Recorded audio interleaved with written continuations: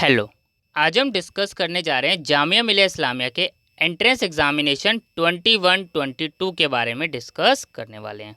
अब इसमें आपको किन किन बातों का ध्यान रखना है एंट्रेंस एग्ज़ाम देने से पहले, क्या गलतियां नहीं करनी है, किस तरीके से आपको एग्ज़ाम अटैम्प्ट करने हैं, ये हम इस वीडियो में डिस्कस करने वाले हैं। तो आपको पता है कल बीए ऑनर्स इकोनॉमिक्स का एंट्रेंस टेस्ट है, उसके बाद बीबीए बीकॉम ऑनर्स का एंट्रेंस टेस्ट है, बीए पॉलिटिकल साइंस का है, बीए सोशियोलॉजी का है, बीएड का है।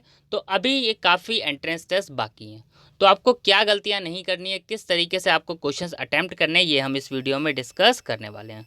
तो काफ़ी सारे बच्चों को डाउट था, ये काफ़ी ज़्यादातर बच्चे कह रहे थे कि इस टॉपिक पे जो एक वीडियो बना दी जाए, किस तरीके से अटैम्प्ट किया जाए। और आपका कल ही जिन बच्चों का एग्ज़ाम है वो बच्चे ज़्यादा कह रहे थे। तो देखिए, आपको इसमें एक एक तरीके से समझना पड़ेगा कि आपको किस तरीके से एंट्रेंस टेस्ट में अपीयर होना है। अगर मैं बात करूं नॉर्मली, सबसे पहले बीबीए बीकॉम ऑनर्स या बीए ऑनर्स इकोनॉमिक्स की बात करूं, आप अगर पास्ट ईयर की कट ऑफ देखेंगे तो आपको एक नॉर्मल रेंज दिखेगी कि एंट्रेंस टेस्ट की जो कट ऑफ है ये 45 to 55, यानी मैक्स टू मैक्स अगर हम माने तो ज़्यादा कट ऑफ नहीं गई हुई है। क्योंकि पेपर की जो कट ऑफ डिसाइड होती है वो डिसाइड होती है पेपर के लेवल पर, कि पेपर का लेवल क्या है, ईजी है, मॉडरेट है या फिर हाई है। पर चाहे ईजी हो, चाहे मॉडरेट हो, चाहे हाई हो, तो नॉर्मली जो है कट ऑफ अगर हम बात करें कि नॉर्मली पेपर आता है मॉडरेट लेवल का। नॉर्मली पेपर कैसा आता है? मॉडरेट लेवल का। तो यानी हम एक कट ऑफ की रेंज मान सकते हैं कि 50 to 60 आप एक कट ऑफ की रेंज मान लीजिए। इससे ज़्यादा आपको मानने की ज़रूरत नहीं है। बाकी पेपर अगर इजी आए तो वो आपके लिए भी इजी है और दूसरों के लिए भी इजी है, तब कट ऑफ में वेरिएशन हो सकता है। मुश्किल आया तब वो आपके लिए भी मुश्किल है और दूसरों के लिए भी मुश्किल है। अब बात करते हैं आपको अटैम्प्ट कैसे करना है। पॉइंट नंबर 1, सबसे पहले आपको एग्ज़ाम में जनरल अवेयरनेस और करंट अफेयर्स के क्वेश्चन अटैम्प्ट करने हैं। क्या करना है आपको सबसे पहले एग्जाम में? जनरल अवेयरनेस और करंट अफेयर्स के क्वेश्चन आपको अटैम्प्ट करने हैं। अब ऐसा क्यों general awareness and current affairs ही क्यों करने हैं? अब ये डाउट काफ़ी बच्चों को आएगा। ऐसा इसलिए, मान लीजिए आपने सबसे पहले क्वेश्चन आप मैथमेटिक्स एंड रीजनिंग के अटैम्प्ट करने लगे, और मान लीजिए आपने 10 क्वेश्चन करे और आपका उस 10 क्वेश्चन करने में 20 मिनट चले गए, तब आपका वहाँ एक्स्ट्रा टाइम वेस्ट हो सकता है। मान लीजिए आप किसी क्वेश्चन में अटक गए, तब आपको दिक्कत, तो आपका टाइम वेस्ट हो सकता है रीजनिंग और मैथमेटिक्स करते वक्त। लेकिन जनरल अवेयरनेस और करंट अफेयर्स के क्वेश्चन में क्या है, आपको डायरेक्ट उसके आंसर पता होंगे। अगर कोई क्वेश्चन आपसे पूछा गया तो आप डायरेक्टली उसका आंसर बता देंगे। जैसे पूछा गया कि व्हाइट रेवोल्यूशन किससे रिलेटेड है, तो आपको पता है डायरेक्टली आंसर है मिल्क, तो आप डायरेक्टली उस क्वेश्चन को कर पाएंगे। तो general awareness and current affairs में आपको कुछ सोचना नहीं पड़ता। तो इस तरीके के क्वेश्चन आप सबसे पहले कर पाएंगे। तो कोशिश करनी है, जैसे मान लीजिए आपके एग्जाम में जनरल अवेयरनेस है 40 मार्क्स की, और देखिए टोटल पेपर आपको पता है नॉर्मली अगर हम बात करें तो एंट्रेंस टेस्ट में आपको जहाँ तक है कि 1.5 आवर्स दिया गया है, ठीक है। तो अब इसी बीच में, यानी आप मान के चलिए 90 मिनट्स हैं आपके पास और 100 क्वेश्चन, और आपको हर एक क्वेश्चन को एटलीस्ट देखना ज़रूर है।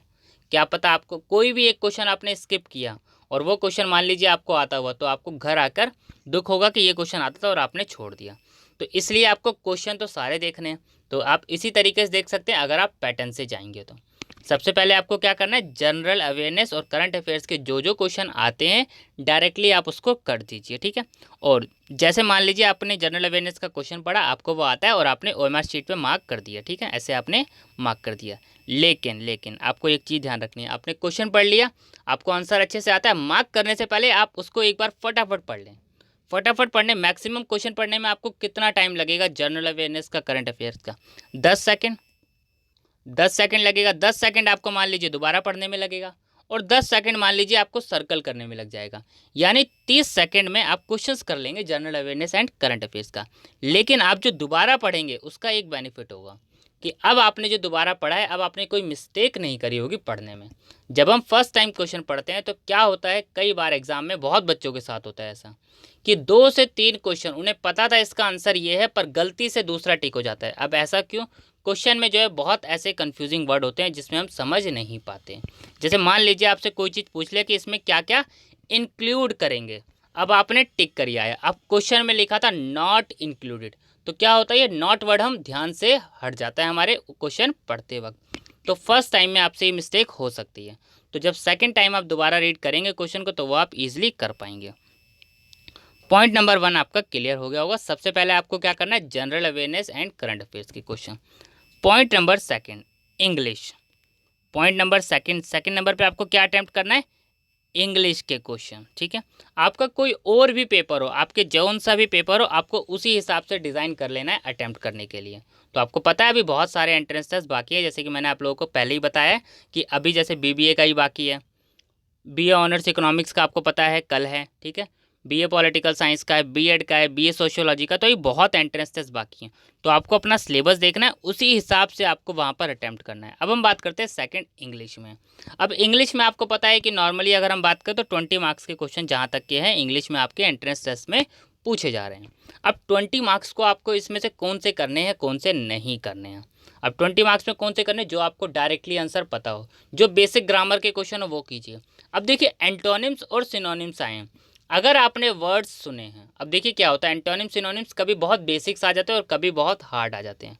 तो आपको अगर पता है आंसर, मैं क्या कह रहा हूँ, अगर पता है आपको तभी टिक करना है, नहीं पता है तो मत टिक कीजिए, नहीं तो नेगेटिव मार्किंग हो जाएगी और फिर आपको प्रॉब्लम हो जाएगी। क्योंकि कई बार क्या होता है कि आप सारे क्वेश्चंस करिए आते हैं और आपके मार्क्स जब नेगेटिव हो जाते हैं तो आपका कहीं ना कहीं किसी ना किसी तरीके से एडमिशन रह जाता है कुछ मार्क्स से। अब उसके पीछे रीज़न क्या होता है, नेगेटिव मार्किंग। तो इसलिए नेगेटिव मार्किंग आपकी ना हो, अगर आपको 50 क्वेश्चन आते हैं तो आप 50 क्वेश्चंस ही करें। आप पहले पास्ट ईयर कट ऑफ देख लीजिए, उसी हिसाब से आप अपना टारगेट बनाकर चलिए। सेकंड नंबर पे आपने क्या करना है, इंग्लिश, ठीक है। थर्ड नंबर पे अब देखिए, अगर आपके पेपर में जनरल अवेयरनेस एंड मैथ्स दोनों हैं, अगर आपके पेपर में जनरल अवेयरनेस एंड मैथ दोनों हैं, अगर आपके पेपर में आपके अवेयरनेस में रीजनिंग और मैथ दोनों है, general awareness and current affair की तो हमने बात कर ली, अगर आपके पेपर में रीजनिंग और मैथ्स दोनों हैं, तब इसमें आपको सबसे पहले क्या करना है, मैं आपको कहूँगा सबसे पहले आप रीजनिंग कीजिए। चाहे आपकी मैथ्स स्ट्रॉन्ग क्यों ना हो, पहले रीजनिंग कीजिए। अगर आपके पेपर में दोनों नहीं है, एक ही है रीजनिंग है, तब तो आपको रीजनिंग ही करनी है। अगर रीजनिंग और मैथ्स दोनों हैं तो आपको ध्यान रखना है सबसे पहले आपको रीजनिंग करनी है, क्योंकि रीजनिंग में क्या होगा, सबसे कम टाइम लगता है रीजनिंग के क्वेश्चन सॉल्व करने में। लेकिन मैथ्स के क्वेश्चन सॉल्व करने में क्या होता है, आपको थोड़ा टाइम लगता है। रीजनिंग में आपको उतना टाइम नहीं लगेगा, लेकिन ज़्यादा टाइम आपको लगेगा मैथ्स के क्वेश्चन सॉल्व करने में।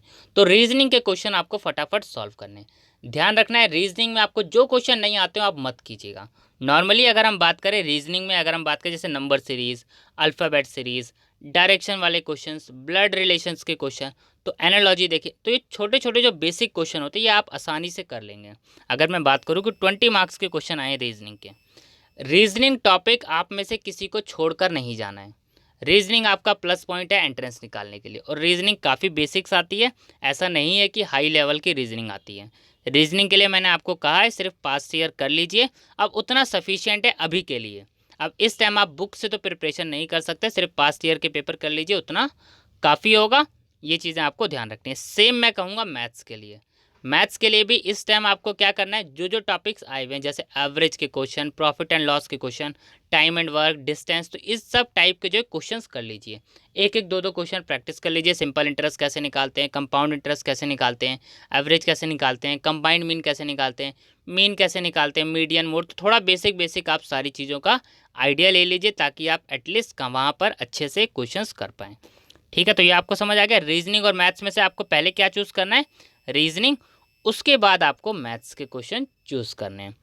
अब मान लीजिए आपका पूरा पेपर हो गया, आपने क्वेश्चन अटैम्प्ट कर लिए 55 to 60 के बीच में, ठीक है। इसमें आपने अभी कोई गलत नहीं करा है। अब देखिए आपने 60 क्वेश्चन अटैम्प्ट करे हैं, बिल्कुल ऐसा हुआ होगा कि एक से दो आपसे गलत हो गए होंगे, गलती से गलत हुए होंगे, आपने जानबूझ के तो गलत नहीं करे होंगे। अब आपको दिख रहा है कि जो इसकी कट ऑफ गई थी, अगर आपने देखा कि इसकी जो कट ऑफ गई थी, आपने देखा कि 2020 जो है आपकी कट ऑफ आप देख के ही जा रहे होंगे, तो आपको पता है कि इसकी जो कट ऑफ गई थी वो गई थी 46 47, और आपने 50 to 60 के बीच में स्कोर कर लिया है। तो क्या आप इसको आगे आपको टिक करने चाहिए क्वेश्चन, नहीं। तो जब आपको लग रहा है कि आपने प्लस स्कोर कर लिया है तो आपको पेपर वहीं छोड़ देना है। अब मान लीजिए आपने क्या करा, वहाँ पे 60 मार्क्स का कर लिया आपने, अब आपने सोचा कि एक काम करते कुछ और क्वेश्चंस कर लेते हैं, लेकिन आपने उसमें क्या करा, तुक्के फिट कर दिए सारे के सारे क्वेश्चन में। तो क्या ये चीज़ करनी है आपको, नहीं। नहीं तो क्या होगा, नेगेटिव मार्किंग हो जाएगी। ये चीज़ आपको ध्यान रखनी है। मान लीजिए 40 क्वेश्चन आपने गलत कर दिए, तो 1/4 आपको पता है नेगेटिव मार्किंग है, तो यानी 10 मार्क्स आपके डिडक्ट हो जाएंगे, तो मार्क्स आपके कितने आ गए, 50। ये चीज़ आपको ध्यान रखनी है, गलती नहीं करनी। अब मान लीजिए कई बच्चों के डाउट आते हैं कि जो है 40 मार्क्स का सर अटैम्प्ट हुआ है अभी तक के। अब इस सिचुएशन में हमें क्या करना चाहिए, वहाँ पर अगर आपसे 40 मार्क्स का ही अटैम्प्ट होता है। अब 40 मार्क्स का आपसे अटैम्प्ट हुआ है और आपको पता है कि जो पेपर की कट ऑफ गई है वो गई है 45। अब आप उतने मार्क्स के करीब तो पहुंचना है आपको। अब किस तरीके से आपको पहुंचना है, अब ये आपको ध्यान रखना है। जो आपने 40 मार्क्स के अटैम्प्ट करे ये सही में पूरे पूरे आपने सही करे होंगे, इसमें तो आपको कोई डाउट नहीं होगा।